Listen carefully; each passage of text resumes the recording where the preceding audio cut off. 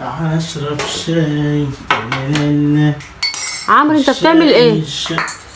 بتعمل ايه؟ اعمل لي كوبايه شاي. لا لا لا ما تعملش شاي، اطفي الكاتل.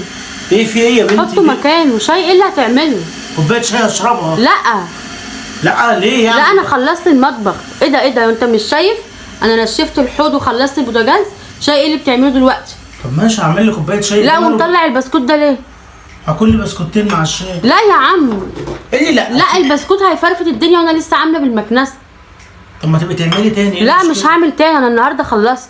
ايه اللي خلصت؟ بكره بقى بكره. ايه اللي بكره؟ بتفتحي الساعه كام ان شاء الله؟ هو ايه لا ايه اللي بتفتحي الساعه كام؟ انا مش فاهم ايه اللي بكره خلصت شطبت ونشفت. انا مالي لما تنشفي تاني؟ هو ايه نشفي تاني؟ انا هفضل كل يوم انشف؟ طب انا مالي كل شويه؟ طب وايه المشكله لما كل شويه تنشفي؟ لا يا عمرو وبعدين كوبايه الشاي اللي هتعمل قلبان في المطبخ. هي كوبايه الشاي دي بعد ما تخلص مش هغسلها؟